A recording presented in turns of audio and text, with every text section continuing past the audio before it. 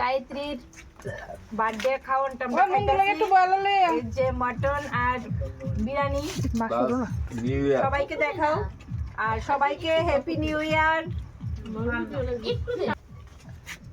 দুনিয়া জায়গা রেখেও এই যে আমাদের বার্থডে গার্ল খেতে বসলো। তো বার্থডে গার্ল খাওয়ানটা কেমন হলো? খাওয়ারটা ভালোই হলো, পাঠার মাংস হিসেবে খুব ফেভারিট, কিন্তু খাইতে পারতেছি না, এর আগে সব চাটনি ডিম দিয়ে খাইছি।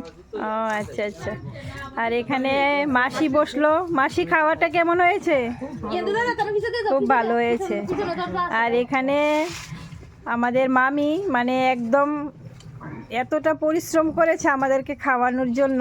আচ্ছা তো মামি এখানে বসলো। দিদি এবার তুই কো খাওয়াটা কেমন হয়েছে? আমি তো হচ্ছে বাড়ির মানুষ করে লেছি, তুই কো মামি এখন খাক, সারাক্ষণ পরিশ্রম করেছে, এখন মামি বলবে। হ্যাঁ বেশি ভালো হয়েছে না? বেশি ভালো হয়েছে না? কবি না বেশি ভালো হয়েছে না না, এত কষ্ট করে তারা রান্না করেছে, ভালোই হয়েছে। বাজার রান্না পাঠার মাংসটা খুবই স্বাদ হয়েছে। আগে দিয়া বাজার রান্না তুই খুবই কোনদিন খুব কষ্ট নি ভালো হয়েছে। বালাগন তো শিখছি না। আগুনটা তো একটু যায়, আগুনটা তো তোমার মামা কুটু মামা যদি কাউ খারাপ হয়েছে, তোমার বড় মামা না বুঝছে লগে লগে খারাপ হচ্ছে।